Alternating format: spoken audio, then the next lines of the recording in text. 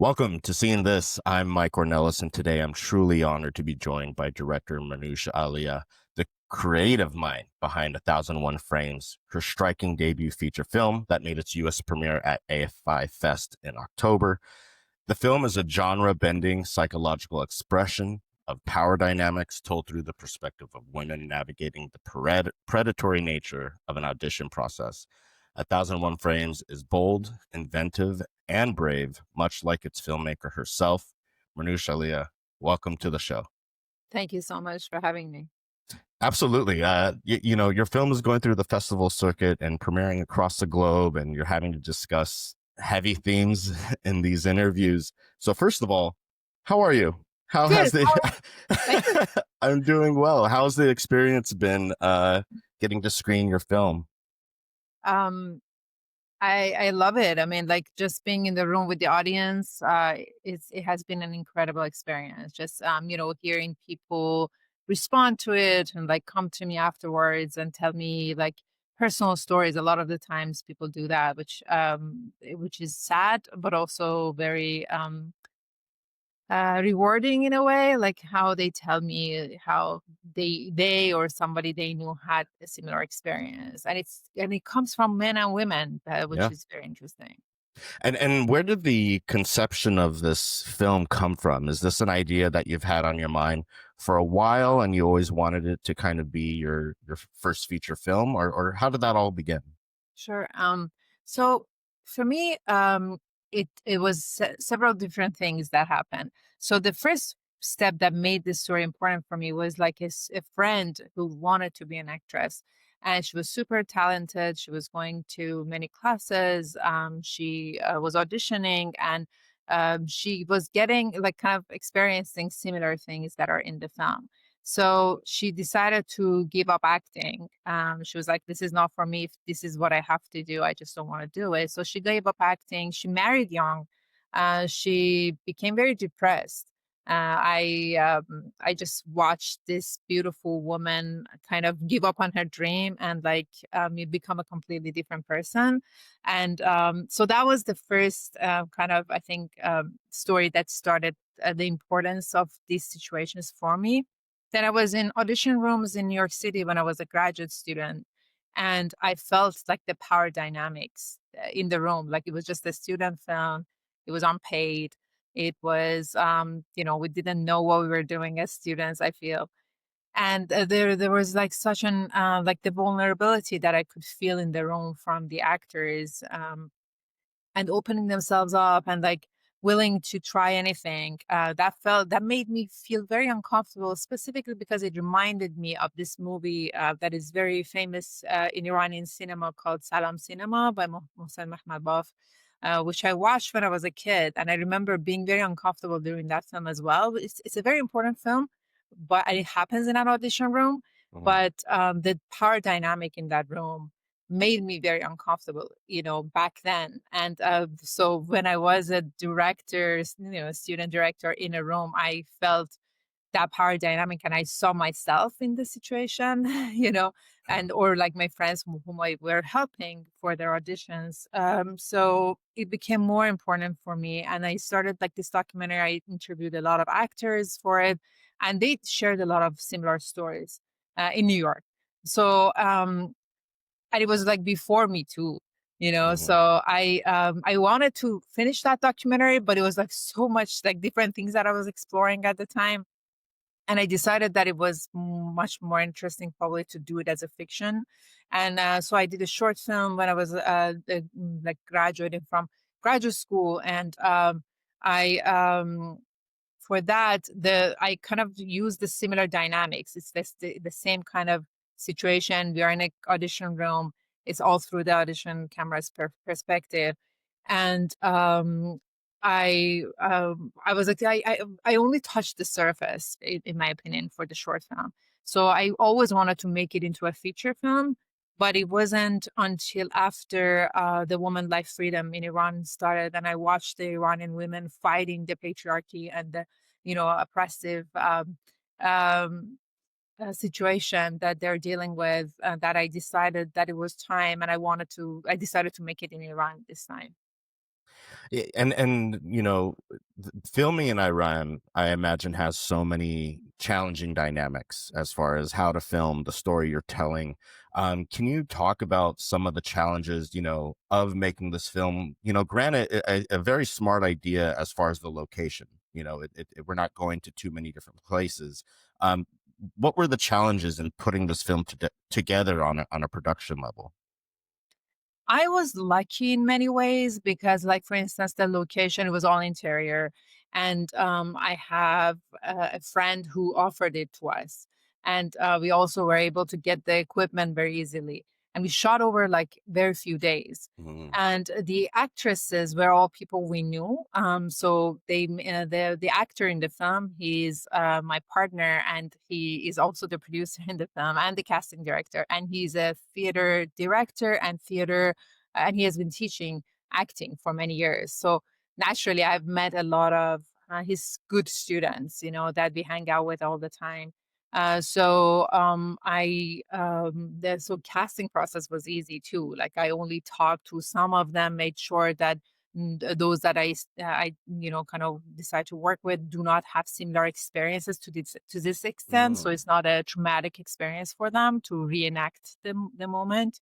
And and I some of the scripts I kind of tailored towards the person because I knew them. I knew kind of Uh, reactions they could give. But I was also very important that everything was fictional, so nothing was the characters like themselves. It was I didn't mean it to be them playing themselves, but rather playing somebody else. So from like, we talked mostly about the character that we're going to portray, and those characters were all based on true stories. So these were stories that I had gathered through research, or there's this page called Me Too Iran that publishes a lot of the stories by people who have experiences like that. So it was very important for me that everything is based on true stories. So like, I only talk to the actresses about their experience to make sure they don't have, you know, such a traumatic experience. mhm. But they, of course, they have all of them had some sort of a level of an experience with it. But I just wanted to make sure that they're not claustrophobic. They don't have, like they're not victims of such situations. And then we talked about the character and the script, and I gave them freedom to work with the script, like be very free with it. So they were not supposed to, like, use my lines exactly. They just knew Mhm. who the character was. They knew how the story would, unravel. But the actor actually took liberty because he had taught them um, improvisation. So he knew them really well, and he knew what kind of a level of acting they can have. So, so he was able to kind of work around the script and change the moments to get the best performance possible from them. That's so fascinating. As I'm watching the movie, the performances obviously stand out. They're phenomenal. And it feels very raw. It feels very lived in. And, not knowing how the film was made, I imagine that maybe there was that level of collaboration or improvisation, but that it did come from these actresses' stories. So it's so fascinating to hear that you kind of vetted that to make sure that that wasn't the case, and yet they still delivered such a genuine performance. And then, like you said, your partner Muhammad plays the director and also plays. I think you just mentioned the casting director for the film. What was that dynamic like? I mean, you must have had to have known the actresses in order for that to work, and it's such a brilliant idea. Well, he wasn't involved in, like, the casting process itself in a way. Like, I Mm. was doing all of the interviews on my own, but he had worked with them for so long, and he gave me a range of ideas for the actresses that he thought were good for each of the characters. And then I interviewed them. I interviewed them, talked to them.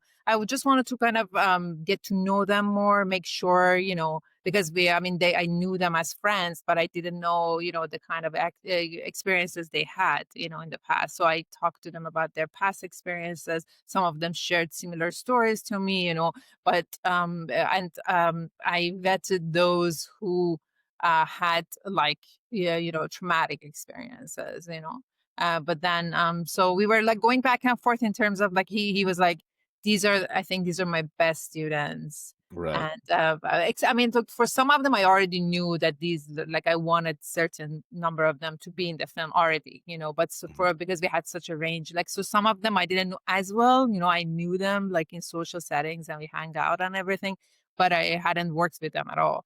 So he was, giving me feedback, what kind of actress they are, how to work with them. Wow. And yeah, and just having him on set was just a fantastic thing, just because, like, how many times do you actually get that chance to have an actor who knows these young actresses for years, that has worked with them and has been in, like, has watched their exercises, given them notes, so it was Wow. a very lucky situation.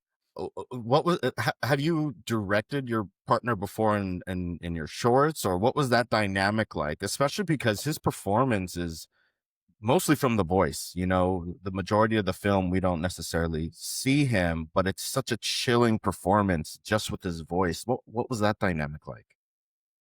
For him, I mean, I know him so well that I knew, like, and he's so different from the character he's playing, that was the hard part. Like, the first day of the shoot, he got very upset. He was actually having a physical reaction to Yeah. the moments, and he was like, he for a second he was like, I can't do this, because especially because he knew the women so well, so Right. he had to put himself in that kind of an abusive position. He felt very uncomfortable the first day, and then we had to, like, cut the first day short and, like, talk through it, and decide how to protect him, and, like, how to let him you know um have his moments and give him more. Like, we had very short date, actually. That was another thing that we decided to do, because one thing we were doing is that, like, we were doing the takes from the beginning to the end, like from the moment the actresses were entering the Hmm. room until the very last moment they were saying goodbye, in whatever way, like, Hmm. the Hmm. script wise. So um so that was, like, very bad, very very hard, because, like, they were in that moment, so for him to, like, keep going, and to he was like, when I told him, I want him to play this, he was like, I'm not. His first reaction was like, that's a terrible role. After all this time, like, being together, you're giving me this role to play, Right. because before he had worked with me on a short film, but he was the producer, and he did one very small role in that one. It was, like, more like I didn't have an actor, he stepped in to just do that one. But that was because I haven't done that many films. Like, I've done short films, and I've produced a lot. So we've produced together, and I've produced his plays before. So that dynamic is, like, back and Mm. forth. Like, I've produced and I've written for him before. But in terms of, like, directing him, it was actually harder to direct him than the women, because because he's a director himself, and he's a difficult person in general. Like, he has OCD, and he has his way of doing things. So like, when I was giving him notes, I had to repeat it over and over. So, Sure. because he wanted to do his own thing, Of course. Of Yeah, so course. in a way, like, I feel like I directed him in the edit room. Like, I Ah, chose the moments that I wanted, not the way right. he wanted to say certain things, It, And it, I it made him repeat some of those lines later in the when we were doing our sound design. So we did re-record some of his voice. Well, it definitely worked. It was very, very effective. And, you do, like I mentioned earlier, you have this feeling of it being a documentary because we are really just seeing what the camera is showing us, the camera that's being used for these auditions. What was the collaboration process like with Ahmed Sangari, who is your cinematographer? How did you determine what shots you wanted to get to capture the tone of the film at each aspect of the story? Mhm. Hamid is just a brilliant DP. We have worked together before on several other films that I produce. So and he's a close friend. Like, we hang out all the time. So we know each other so well, and we kind of understand what we expect of each moment. And he liked the short film a lot, so he had watched that one, and he knew what I was trying to get at. And because we wanted to do the long takes, and he's a director himself too, Mm. so he has that eye. So I gave him a lot of liberty. Like, I told you, so we had gone over the script. I told him like the moments that were important for me, and like how I want the camera to see what. And but then because we were doing the long take, I wouldn't like step in and like sometimes I would like tap him and like say something, but actually most of the time I left it to him, and he just felt the moment, and he went with it. Yeah, it was a very interesting, yeah, dynamic to like just to know that this DP is so good that you can. And like if you watch the stuff that he has shot, like he's such a perfectionist. He like he like spends a lot of time lighting and like making every shot look very beautiful. And this one he had to do the opposite. Like he had to make it like look like he's the director.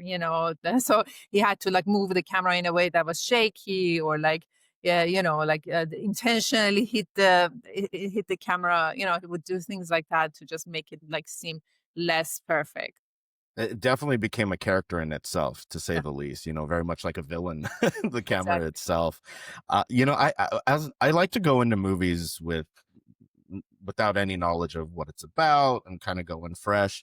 And you have an opening shot where it very clearly sets the tone of what am I getting into, what is going on here. And as it kind of unravels, and you kind of understand that these auditions are taking place, and something's not right here, and the dynamics.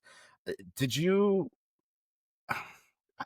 go into this wanting to have it be genre blending? Like the way I've described it is it's a horror film, but it's not a horror film like anything I've ever seen. And it's hard to even say that it's a thriller, because Hmm. it's not thrilling in a good like in a good Yes. way, but a very engaging way. How did you kind of approach like the genre of the movie? I definitely approached it with a horror idea in mind. Like the first moment I thought of having to do this, even as a short, it was always because I felt like it's such a horrific situation, and these are things that we experience. So, and having grown up in Iran, and having like for me, like when I watch horror films, I don't really watch horror films first of all. But even if I watch them, I don't really get scared. Mm, mm, I like, okay, like the gory stuff. I don't, I just don't believe them. So it hardly has an effect on me. The ones that actually have an effect are the psychological ones. So I wanted it to have that more than anything. So, and one other thing was that growing up in Iran, I remember like things that made me actually scared were like the gays, like walking down the street, and it's a culture. At least it used to be when I was a child that like men allow themselves to just ogle and just watch you and like look you up and down. And I mm, totally remember how I felt uncomfortable and horrified sometimes, by just the gaze. So that was one of the earliest things that I wanted with the film, because I felt like because I also felt like how scary it should be for actresses when they walk into an audition room, and there's like these people they don't know behind the camera, and this camera they have to like perform for in like a few seconds. And so I kind of had all of these ideas that I thought it would really make it into like a film that is definitely genre blending, because it has that horror element, but it has also that social kind of documentary like feel to it at the same time.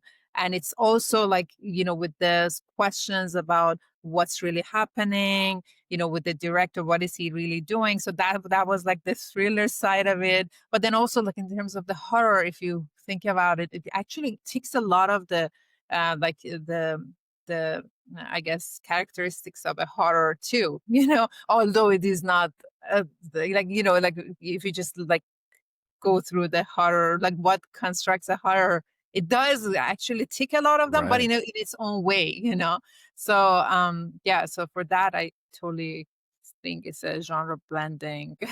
I honestly, it's probably for me, it was one of the most terrifying movies I've seen in a very long time. So you definitely nailed that.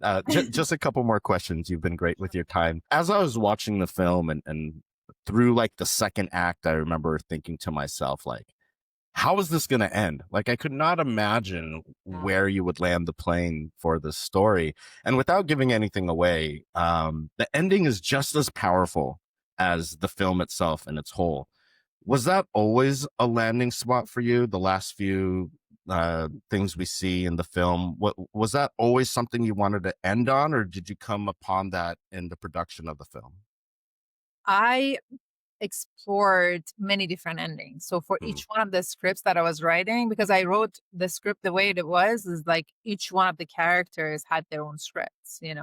So and with each one of them, I ended it differently to be able to decide how to end the film. And I explored many fictional, ideas. I always wanted the women to be empowering, and it becoming like an empowering situation for women. So I explored all of those.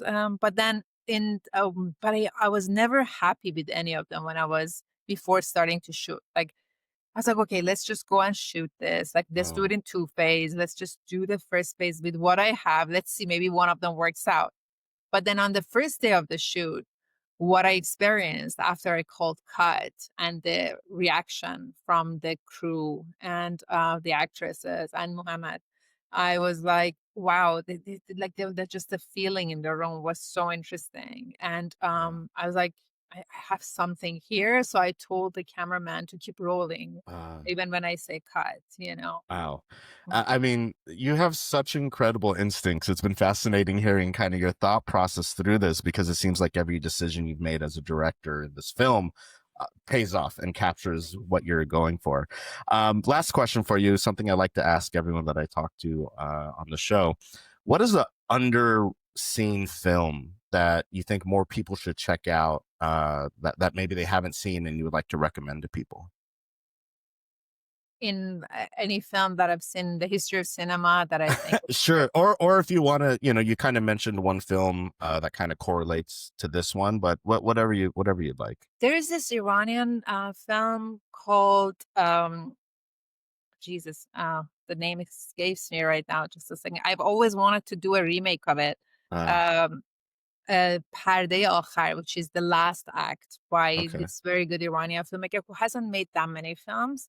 The film is known inside Iran somewhat, in the history of cinema, but outside of Iran, I don't think that many people have seen it really. And it's such a fascinating film, and it's a thriller, and it's a very different film from Iran. Very different from Iranian cinema. It's almost like Hitchcockian kind of a tale and a very unique postmodern film that I really think people could really enjoy. Especially, and I think it's a film that could work anywhere. That's why I Right. wanted to like remake it in English. Well, it sounds like the opportunity could still be there. So I look forward to keeping my eye out for that.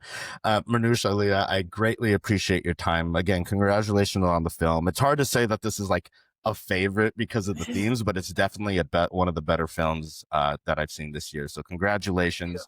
Best of luck on the rest of the way with the festival circuit. And appreciate your time. Thank you so much for this. I really appreciate your attention to the film and your kind words. Thank you.